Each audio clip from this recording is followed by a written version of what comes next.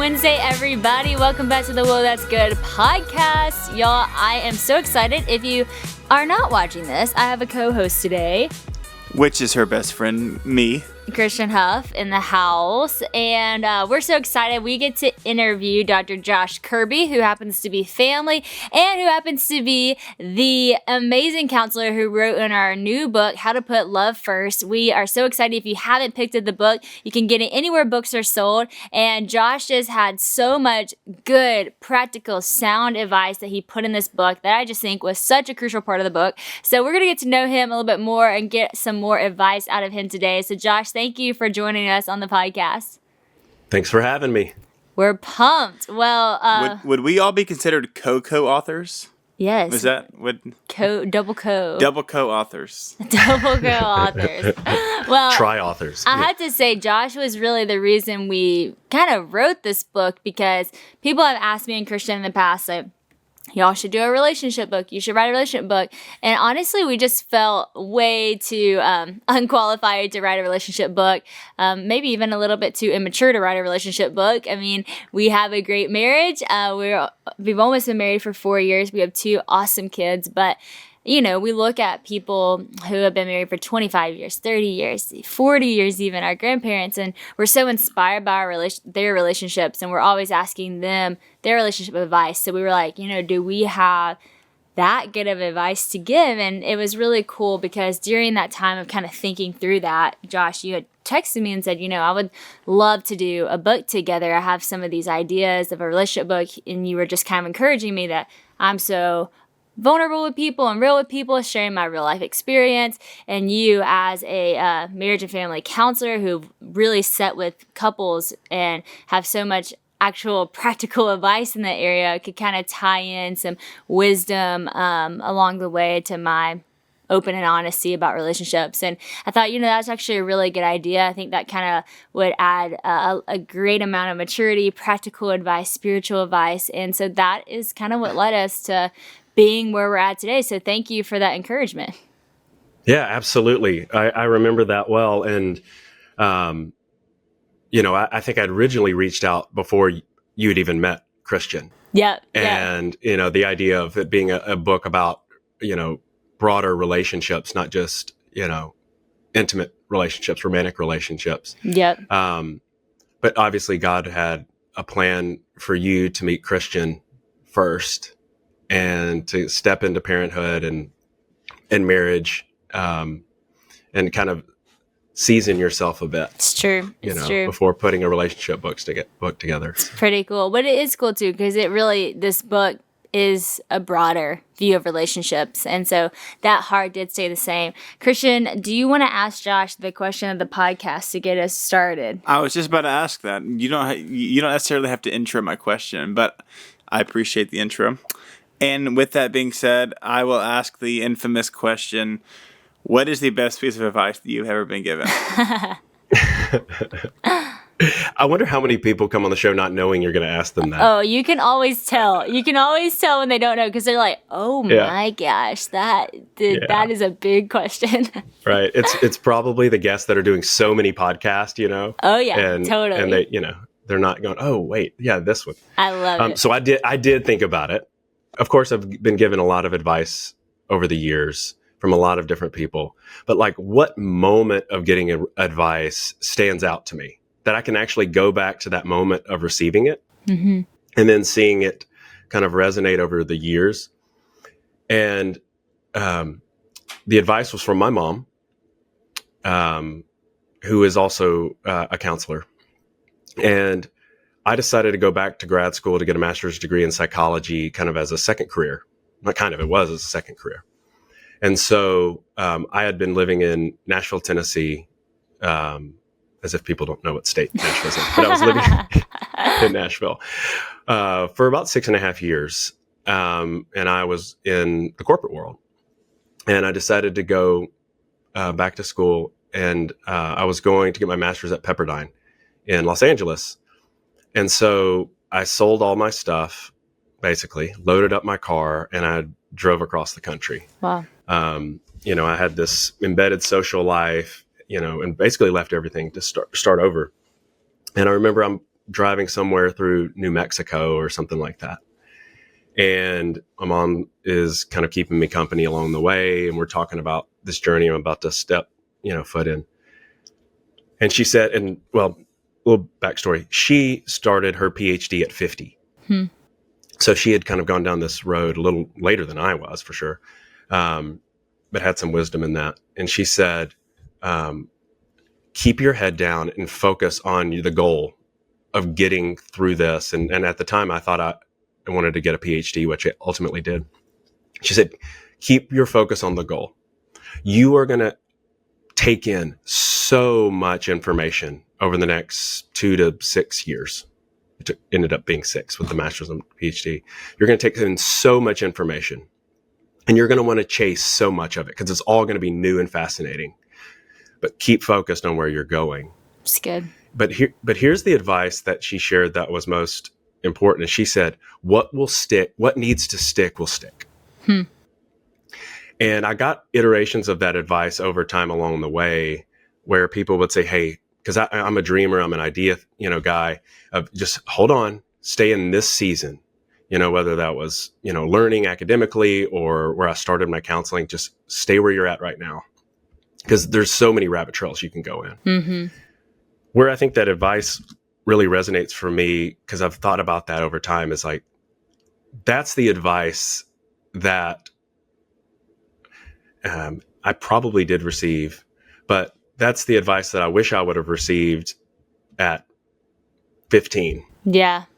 Right. When I came to know Christ in an intimate way. But then I saw that's what was happening the whole time. Yeah. Right. All these variations, all these rabbit trails, all this new information I'm taking on, not just in this graduate school pursuit of a career in psychology, but that the Lord leads you in a path, and there's going to be all this stuff that distracts, right? But at the end, what needs to stick, right, is going to stick. It's great. Right? God is going to put that on your heart. He's going to lead you in that direction. I've thought back on that many times about that advice and remember getting that. So I love that. I love that so much. And actually it makes me think of something Christian and I have been kind of walking through. And I'll unpack this in full probably one day on the podcast. I won't go there now. But I had this dream since I was like 18 to do this thing. And when I met Christian, I told him about the dream, and then he kind of started helping me with the dream. And again, never really shared this publicly, so won't go there yet. But throughout the years, there have been, just pursuing this thing, have been so many different ideas that have come and gone, and I've chased the rabbit trails. Or maybe it can be this, and maybe it can be that, or now I'm into this, so let's add this to the dream, and then I'm into that. And then some of those things have died off, and some of those things have stuck. And now we're kind of at the point in our life where I guess since I've started dreaming about this, it's been like 8 years, and all of a sudden it's kind of starting to form. Like we're actually maybe stepping into what I've kind of been pursuing for a really long time. And I think about that advice in my own life. I'm like, man, that's so true. Like the things that were supposed to stick, stuck. And not to even be like, I think sometimes, you can go down the trail of like, you're embarrassed that the things that didn't stick because you feel like, oh, well, I told people about that, or oh, I was super excited about that, or I feel like you can feel like in those areas maybe it can be perceived that you gave up on it, or that it didn't work out because you weren't smart enough, or whatever it is. Like you can be insecure about the things that didn't stick, but I think that those things didn't stick for a reason, because that's not really what it was supposed to be, and that's not the thing that God really put in you to do. Maybe that's for someone else to do. And so I've had to, over the years of this dream, inviting people into it, like learn to just humble myself and know that like there were moments of the dream that I thought it was this and I thought it was that, and I was wrong. And I just had to get back to on track. And so I just love that you share that, because that's super relatable in my life. And there's a lot of just grace for the journey in life as you go down, and you're getting all these different things at you and opinions, and things can be exciting and pull you this way, things can be disappointing and pull you that way, but keeping your head down and knowing that what is meant to stick is going to is great advice. I want to ask you, because people, if they've read the book already, then they've seen your work, but people might not know who you are in full. So I want to ask you a little bit about who you are and your relationship status, because I have to say, on Instagram, when we went live, we were getting comments, and I did see this thrown out there. I don't know if you saw this one, but I saw Dr. Hottie, and I was like, oh no, this dude's married. He is married to a beautiful woman with 3 kids. But you actually were single for a while. I know that was something you desired to get married, but you were a little bit older when you got married. Tell a little bit about your journey to your own relationship. I know some of you out there have some big dreams. I hope you do. I hope you have big dreams and you're ready to go for it. We all have big dreams, fam, and Liberty University is here to help you achieve them. Their mission is training champions for Christ, which is a mission I can definitely get behind, with over 600 degrees to choose from, as well as offering classes that are 100% online with 8 start dates a year. Liberty can help you achieve your goals. Their online classes have no set login times and 8-week subterm, so it's super flexible. Not only is it flexible, it's also super affordable. Liberty's tuition rates are in the top third for affordability compared to their competitors. All their classes are taught from a biblical perspective and they're transfer friendly. Liberty gives credit for prior learning, training, or certifications, which is a win-win for everyone. Students who attend Liberty's Divinity School have all their materials provided digitally at no cost, which is awesome. They're also ranked in the top 5 best online colleges in America by niche.com for 2023, which means I'm not the only one who is loving Liberty. Liberty's awesome, y'all. If you're not convinced yet, I can just tell you my family's had a great experience from Liberty University. My brother, actually both my brothers went to Liberty in person. My sister is about to graduate here in the next month from their online program. I even took classes for Liberty for a semester, and even with that busy schedule, it was pretty doable for me, which was awesome because it's that Monday to Monday, no set login times, which is awesome. So if you're wanting to further your education, look no further. This is awesome. So maybe you're interested in attending in person and you want to check out Liberty's amazing campus for yourself. They've got you, fam. Liberty hosts College for a Weekend events 4 times a year, which are open to all transfer students as well as juniors and seniors in high school. College for a Weekend lets you spend a few days on campus learning everything you need to know about life at Liberty. The next dates are November 9th through 11th, so go ahead and register online or call the admissions office at 800-543-5317 to pay your registration fee and get signed up. I know you're going to love it. Liberty's campus is absolutely stunning. I've been there several times. So visit liberty.edu/Sadie to get started. And because you're a Whoa That's Good podcast listener, you're going to get your application fee waived. Hey, yo, you're welcome. Friend, don't wait. Go to liberty.edu/Sadie now and make this year the year that you pursue your dreams. Yeah, I met my wife, Kristen, at 36. So if you grow up in West Monroe, Louisiana, that might as well be the nursing home. So, and in our family, you might as well be in the grave. So I'm half kidding there. But obviously, I came out of our family system and into college kind of with the idea. I certainly was not seeking, marriage. I think part of my story is I've got to kind of try things the hard way first, at least part of my past story. But, I didn't come out in my early 20s seeking that type of relationship. And fast forward, I would say probably into my late 20s, 27, 28 was probably when I started to think about singleness in a way of, I guess what a lot of people say is, I feel like I'm ready now. Mm-hmm. I was not ready. God had a lot of work to do, right? And so what I think I tried to do was I tried to find the right girl. Mm-hmm. And I know you've spoken with people so many times about this. That's just not the way it works. Mm-hmm. And so there were rabbit trails that were not fruitful. There were rabbit trails that I hoped would be fruitful that did not turn out that way, mm-hmm. not knowing where this was all headed.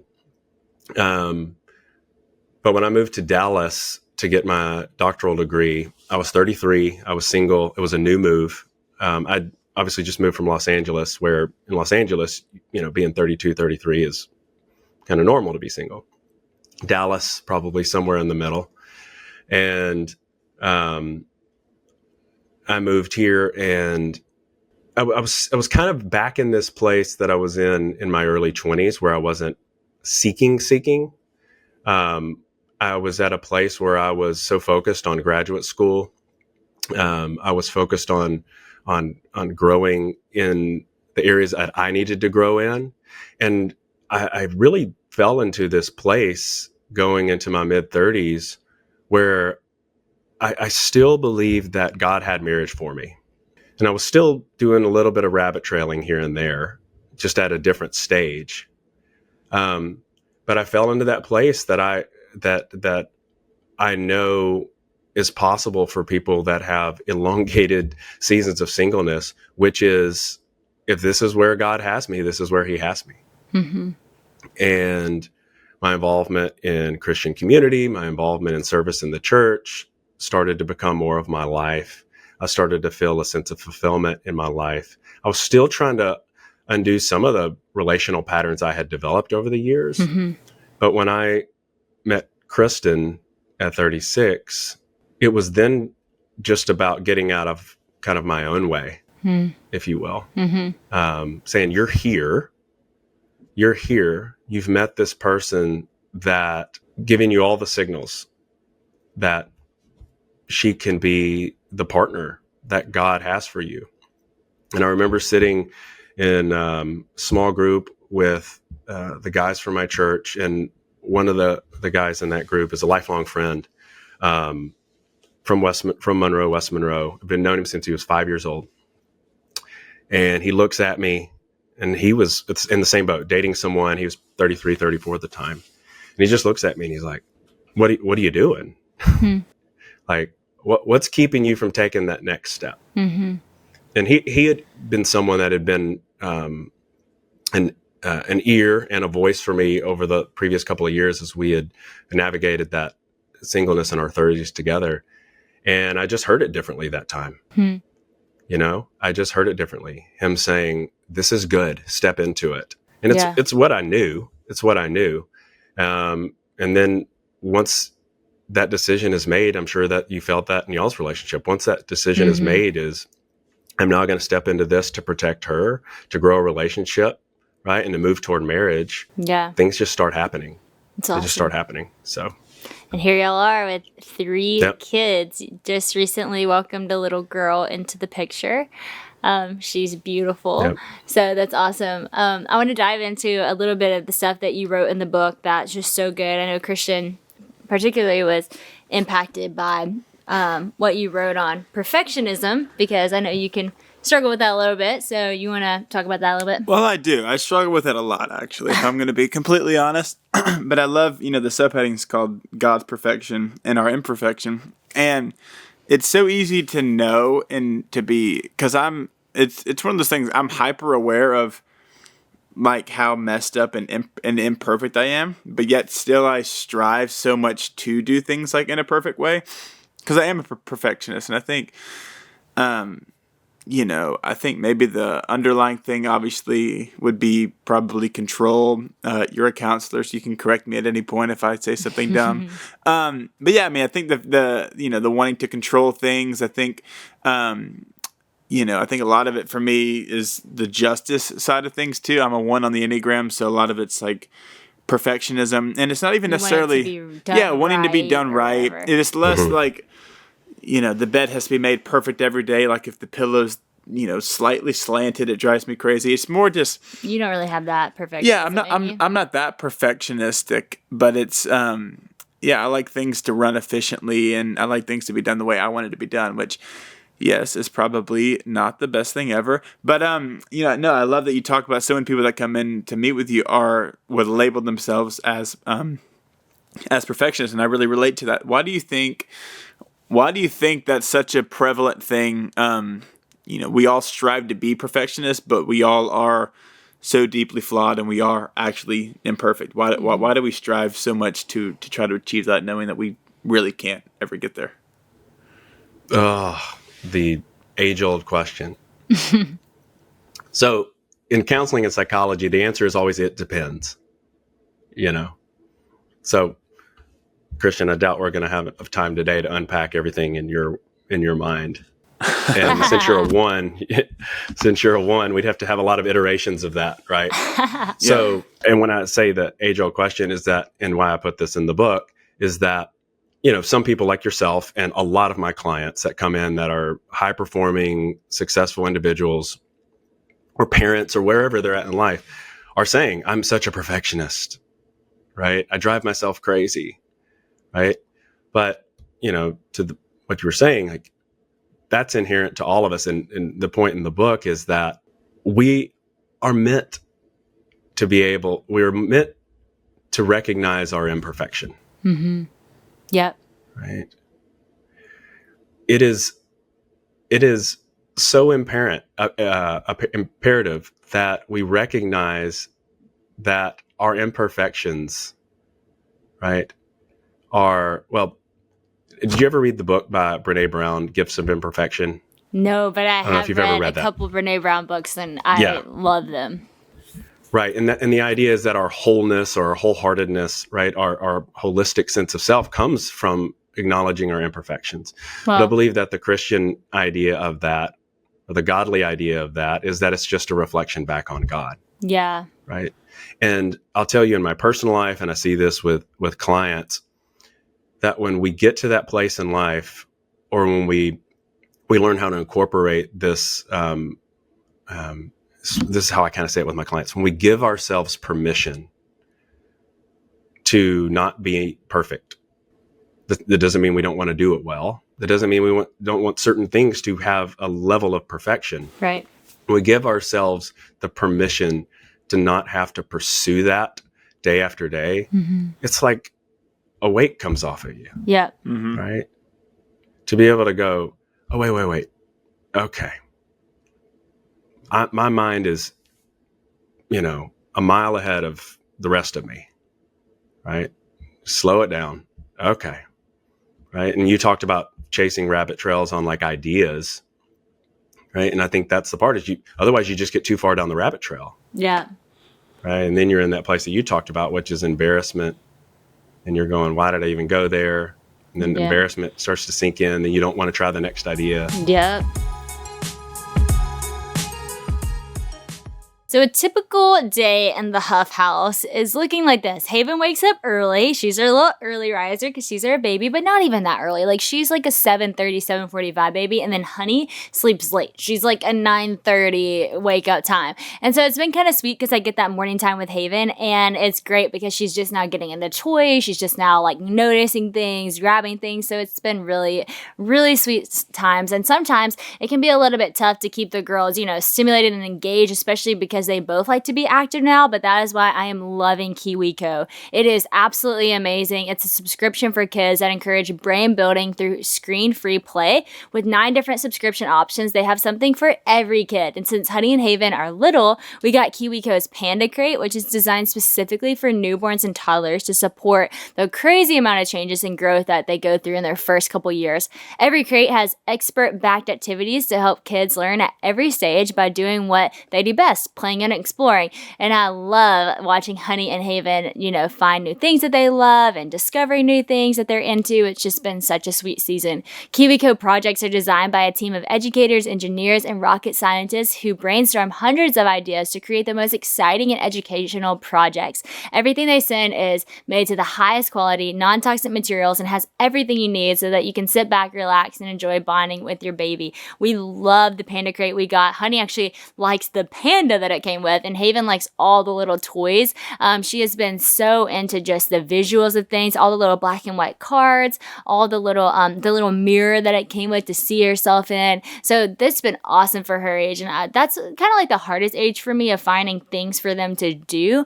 And KiwiCo has been my solution for all of that. Also, my mom gets KiwiCo for the older cousins like John Shepard and Zane, and the projects are so cool. They have like math and science involved, but you wouldn't even know it. It's just actually actually fun, but it's teaching them. So KiwiCo offers crates for all ages from newborns to teenagers, and it makes a great gift. With no long-term commitments, you can actually pause or cancel your subscription at any time. And the day KiwiCo arrives at your door is sure to be a fun day for your kids and for the months to come after they get their new toys. Discover hands-on fun with KiwiCo. You can actually get your first month free on any crate line at kiwico.com/Sadie Rob. That's huge, y'all. You get an awesome thing in the mail for your kids, your first month for free at KiwiCo, KiwiCo.com/Sadie Rob. Go check it out today and have a blast playing with your kids. I think sometimes too, for me at least, because I can even, a lot of times it's not even necessarily inherently perfectionism within myself. I think a lot of it can be like outside situations. And I really think, honestly, I kind of was just thinking about this when I was just sitting here. But I think a lot of it kind of stems from, I think, like a certain level of comfortability. Like I can think of, you know, if we're having a night at the house and it's just the four of us or something, I can find myself, you know, if Haven goes down perfectly and it doesn't make a peep and she goes down, and Honey takes a bottle and she's going to sleep and we're watching Family Feud, like I can look at those things and be like, that would be the idea of perfect. But a lot of it's not really realistic, you know, and I think a lot of it kind of just is me wanting to be comfortable of, okay, Honey went to bed, she's not crying, I'm not having to convince her that, you know, her little room is safe and she's going to be all the things. Then Haven's, you know, didn't have a blowout before bed, X, Y, and Z. That's more realistic. You know, so I'm saying I think a lot of it, because I am perfectionistic with myself. Desire to be comfortable. But a lot of it desire, I think a lot of the desire is just a comfortability. And I think I can, because I do think sometimes you can convince yourself to get to that level of comfortability, things have to be perfect. And that means putting unrealistic expectations on other people, not only just you trying to make yourself be perfect.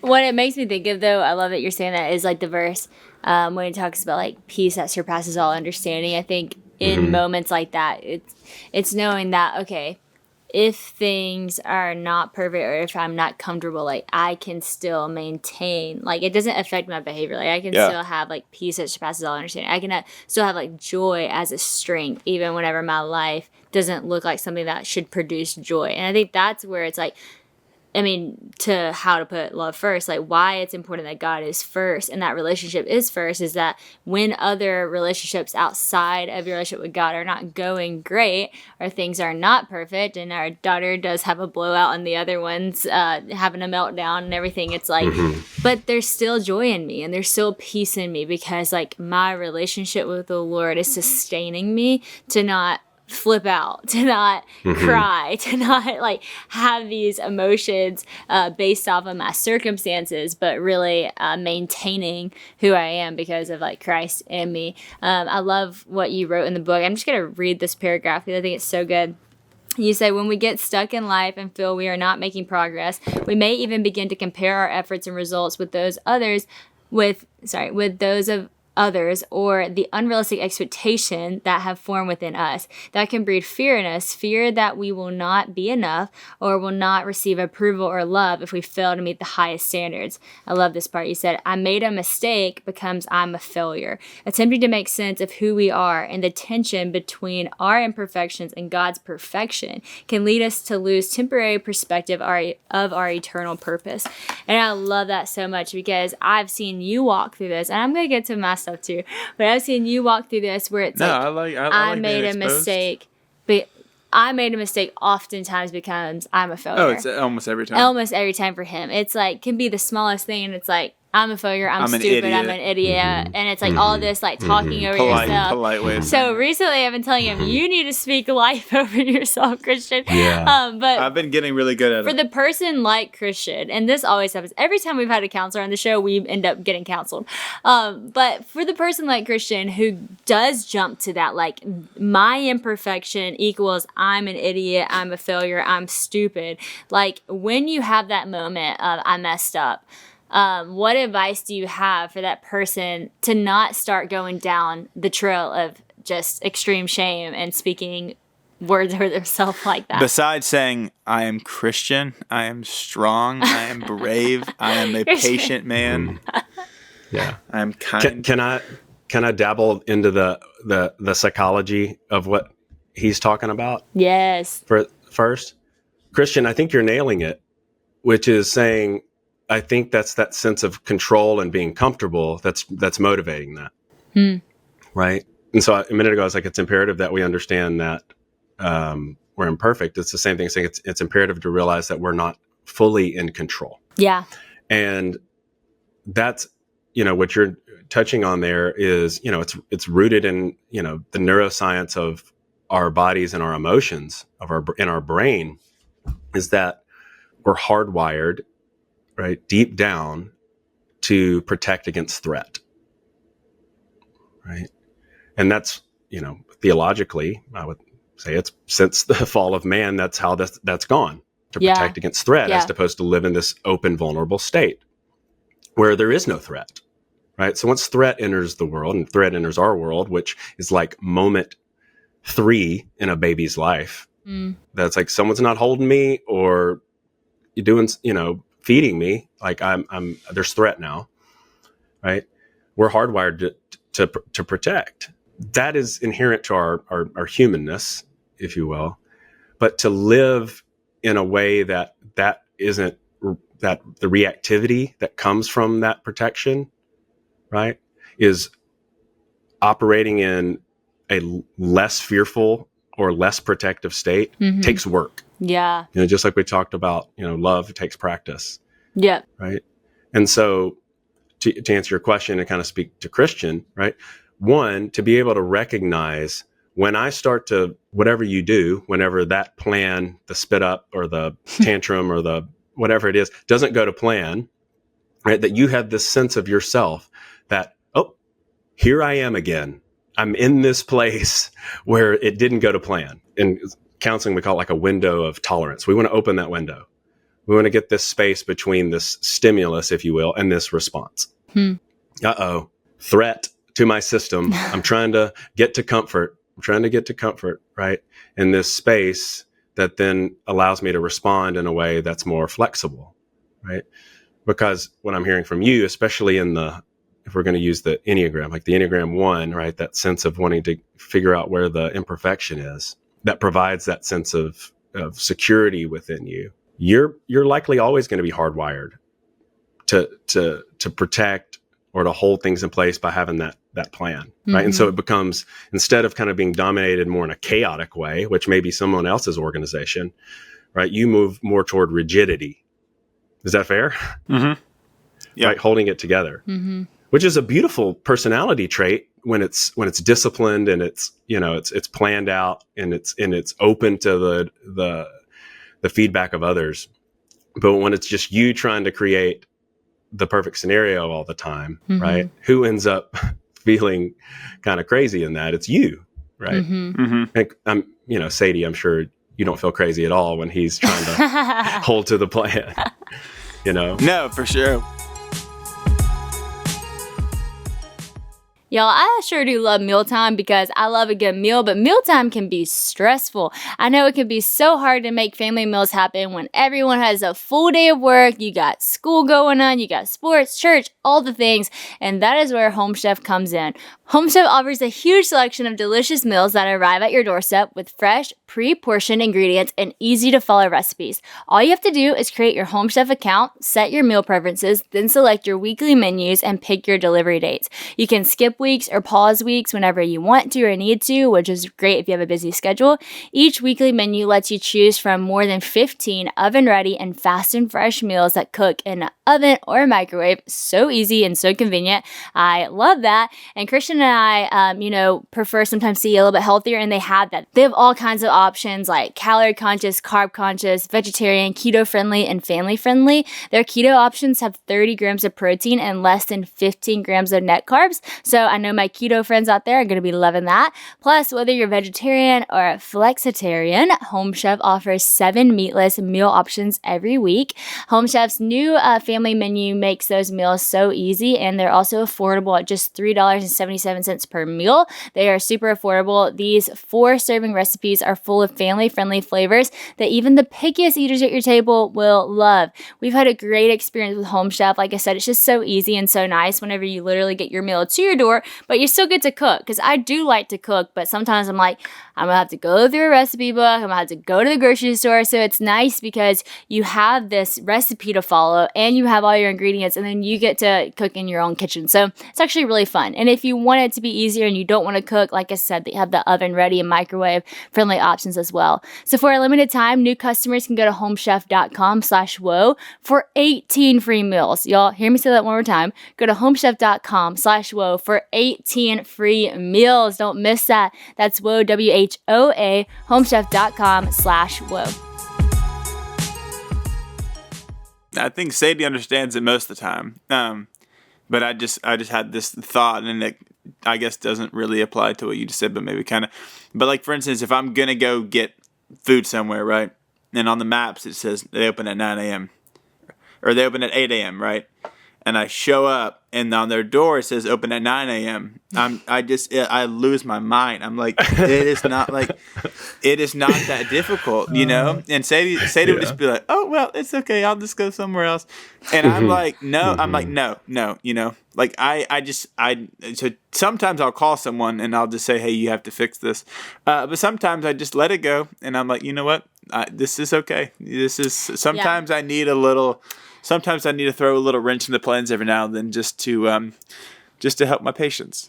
Well, and in my mind, my non-counselor advice to Christian is always like, you know, if you just live in that state of putting that expectation even on people that they have to uphold this perfectionism, like, really, it's like you said, like, who feels crazy?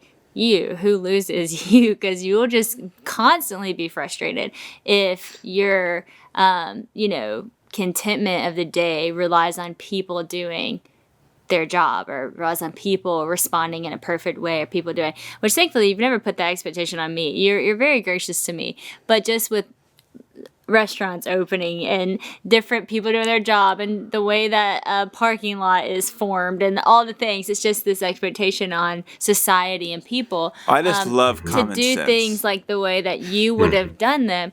But what I always say to you is, like, I'm not saying that it shouldn't be done like that. I think that's a great idea, and that would be amazing if people showed up on time. But if that expectation on people is ultimately just crippling you, you know, that's just gonna make you frustrated. And so anyways, like, I love what you're saying of just recognizing that skill set and that gifting can be a great gift when it is done in a healthy version of that. And that is like a cool tool of the Enneagram. It's like there's an unhealthy of everything and there's a healthy of everything. And so it's like the one in its unhealth struggles with ... but in its health, look at how much of a strength. Just like for me, I'm a 6 on the Enneagram, so it's like in its unhealth, I definitely struggle with all of that, like, security issues. Like, I want to feel secure, I want to feel safe, I need to feel this. But in my health, I'm a loyal friend, and and strong in that, and very open in relationship. And so I noticed that, and that's actually where I wanted to go next. I told you I would get to my stuff too, but in the last chapter of the book, the last section of the book, we talk about community. And one of the words I recognize using a lot within talking about community was the trust it takes to actually live in community with people. And I don't think that, like, everybody thinks about it like that, but I think about it like that. And I think that's because I have struggled with trusting people, because I've, of course, been hurt by people, just like we all have. And I think that, like, even, and it comes up in a lot of scenarios. Like, the other day, we were having to make this call for one section of LO where we were going to have a label help us out to grow it. And basically, in the past, working alongside of labels or things like that have typically not gone great for me. And it's been difficult. And so even though these people are amazing and they are so awesome, I was like, I had to finally say to my friend, I just need to acknowledge that my fear is not because of them, what they're awesome. It's really my past and what I've experienced in the past that I'm putting on them because it looks the same, And I think a lot of people do that within friendships and community. It's like because they've been hurt in the past by a friend, they no longer want to have any friends. Or because they've been hurt by this group, they're scared to go into that group. People do it with church. Because they were hurt by that church, they no longer want to go to any church. And so when it comes to putting yourself in community, obviously it does take trust. Like it does take opening yourself up. What would you say obviously like what are the benefits of doing that? And what do you risk by not opening yourself up to trusting community and stepping into relationships? Well, I'm glad you mentioned kind of the underlying motivation behind what often keeps people from stepping in, which is they've experienced hurt. And so, our brains, they're anticipatory machines. That's how we're able to drive a car without going, put my right hand on 10 and my left hand on 2, kind of thing. I guess it'd be left hand on 10. But that's how we can do that, right? It's muscle memory, right? And we kind of do that even relationally, because otherwise we'd be kind of robots, right? We need to have some fluidity to, interacting. And so you create that anticipation of what that experience will be like. And what happens? Your mind, your body, your emotions, all of it kind of organizes, just starts avoiding or producing these narratives or stories about what will happen. Or, the opposite, right? You suppress that all down. And then you step into, I hear this a lot. Someone will come to counseling and they'll be like, I'm an open book.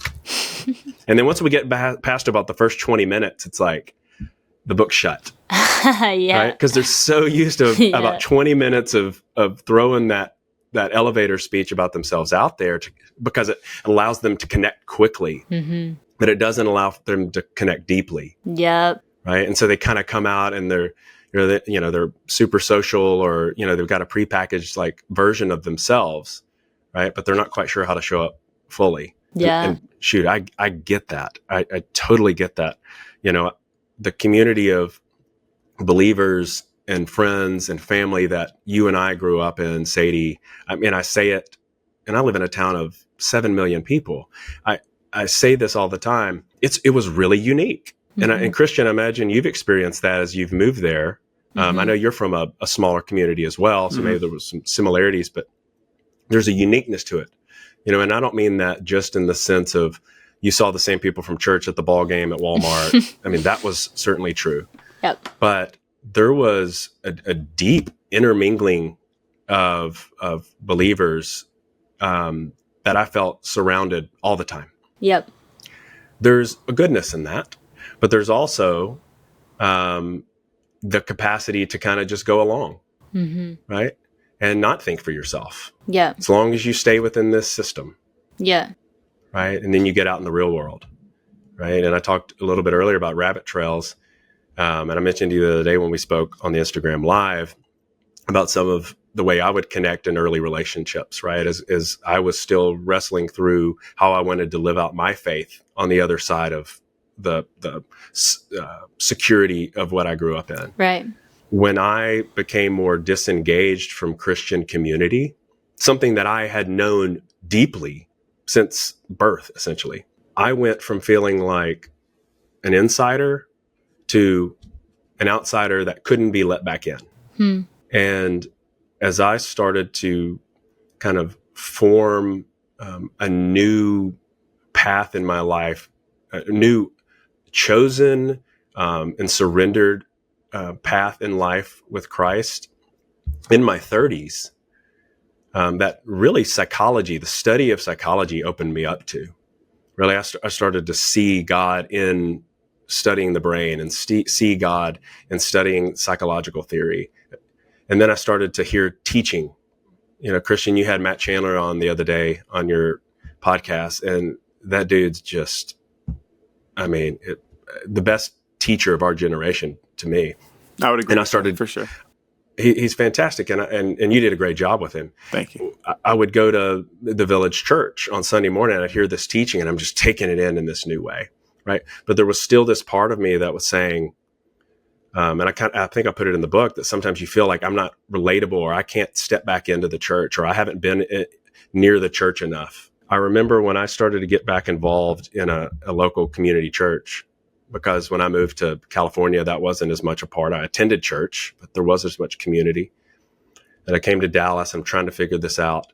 And I remember when I first stepped in, I started serving in a ministry. I started serving in a grief ministry. It's called Grief Share, for people that have lost loved ones. And I remember the first night I walked in there, I was like, I got no business being here. I'm not good enough to do this. They're going to think I'm a fraud. But after about a week or two, and we would step into the volunteer meetings, not only did I realize I didn't have to think like that, I realized everyone else in there had thought that too. That's cool. Yep. And it was like, I'm amongst friends. Yep, We're all real. just trying to figure this out. Yep. We're just here to help care and pray and love on people that are grieving right now. That's it. That's the only reason we're here. And so that's what happens, I think, that you talked about the benefit, is that you walk in, and it's not about you go in there and it's like, no, you're going to find that people are going to love you. Because that's what people say. No, you've got a great personality. You're going to take to people so fast.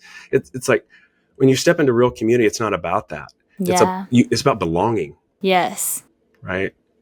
So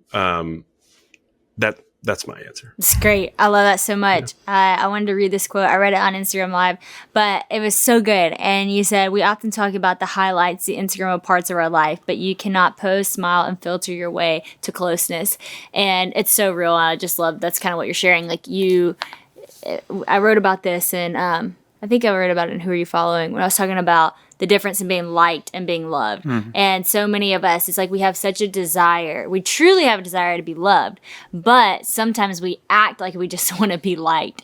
And being liked is so different than being loved, because you normally, whenever you're just liked, I mean, think about just Instagram, like someone likes your post. It's like you kind of know deep down, like they like me, but they don't really know me. And if they knew me, they might not actually love me, and they might not even like me, because it's not as filtered as this, and it's not as pretty as this, it's not as likable as this. But there's this beautiful thing whenever it's like, oh, you love me and you know me, like you've seen it all. You haven't just seen the filtered side, you haven't just seen the polished side, like you've seen all of it, and you still love me. And like that's the power of being loved, is that you're also fully known, and they still chose to love you despite you being unlikable at times. And it's just a beautiful thing. And I love how you mentioned that about like some of us sometimes we're like, oh yeah, we're an open book. And it's really just like our filtered version of our testimony or our filtered version of what that looks like. And man, I've experienced that so much. I remember there was a time where it's like I told my story so much, and I was like, that's really just like the story I've gotten so used to telling in front of people, and my life is always lived on camera. So it's like, I think people, I think I'm being open, I think I'm sharing all this with them. I'm like, but there's really like layers to that. And I feel like over the past maybe 2 years or so, especially on this podcast, just kind of gotten rid of that. Like, no, this really is me. This really is what we're talking about. And what it's done for me, and being totally authentically myself, and probably more than 2 years ago, it's probably been, I mean, at least since we got married, that I've been very real and all the things. I feel like what it's done for me is it's freed me to just be me everywhere. I think used to, before we got married, probably like 6-7 years ago, whenever I was, known by a lot of people, but not really known by anyone, I had this fear that like if they really knew me, then they wouldn't like me as much, or they would think maybe I'm a hypocrite because I have some of these thoughts or feelings or insecurities. And when you're young, or even anytime, if you're just struggling with insecurities or maturity, you think like you have to be a certain way for people, like present yourself in a certain way to be smart enough to be saying what you're saying or to be schooled enough or whatever it is. And so I think I just lived in a lot of insecurities. And finally, I was like, you know what? I'm just going to be who I am because I feel like I'm scared. Like one day people are going to find out whatever. And there's not even anything to find out, but there's just like this real side of me that I need to express. And once I started just like showing up who I am, telling it how it is, being authentic, like it just freed me in so many different ways in my life. I actually noticed I didn't have as much anxiety. It really changed everything. And it's really cool for me because I can trust and know that the same person I'm being here is the same person people will meet when they see me in anywhere. Like I get in the same conversation, randomly meeting someone, and just being authentically who you are in every different stage of your life and every different space that you walk in. It's just such a gift to give yourself even.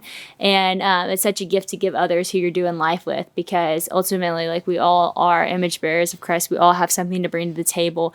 We all have a little bit of a different angle than what the next person in the room has. And so walking in as an original is such a great gift. So I love it you talked about that. I love that you wrote about that. Christian, do you have any, I know we've already gone 45 minutes, which is crazy. Do you have anything else that you want to share or talk about? I really don't. I mean, I think, just from the book perspective, if you're listening to this and you're like, why would I want to go buy another lovey-dovey book about relationships? It is not that. It is a book about relationships in general. And, I'm just really excited about it. Really, I've been seeing some people tag us about doing the challenge with a friend or with a spouse or with a boyfriend or girlfriend or whatever. Just really excited. And I think, Josh, you add so much practical, stuff to so much of the maybe things that me and Sadie try to put language to. You put language to it from a philosophical perspective and from a deeper thinking perspective, which I think is really cool. And I'm just really excited about this project and excited that people are going to pick it up and read about it. And more than anything, we hope that it brings people closer to Jesus. And I think that you help. I think you were the cherry on top to help us do that. So just really grateful for you and just for your part in this book. And I'm just really excited for people to go check it out. Yep. Josh, seriously, thank you for encouraging us to do this book, for speaking that years ago, before I even met Christian, about doing a relationship book and then going along the journey with us, and then even coming on this podcast and counseling us. We're like, every time we have a counselor on, we get counseled. And, we do want to live our life in such a way that we are open with our lives, so that other people who are listening in can learn, because I know people are listening in who are just like Christian, and the moment they make a mistake, they're a failure and they're stupid. And then people are listening who are like me, and they've been burnt in the past and they're scared to trust people. And, we ultimately believe that, like, what is that saying that people have in the church where it's like, your brokenness is like welcome here, but we always say it's like, yes, it's welcome here, but you don't have to stay broken. Like there is a redemptive part of the story. Like there is hope for the future. There is a God who can sanctify and make new and make right. And so we want to get better, and so thank you for helping us get better, and thank you for all that you do and for writing and How to Put Love First. We appreciate you so much. Thanks, Sadie. Thanks, Christian. This was a blessing to be able to work with y'all on this book. You guys are awesome. And I hope, obviously, the book touches many people. And thanks again for having me. Yes, thank you so much.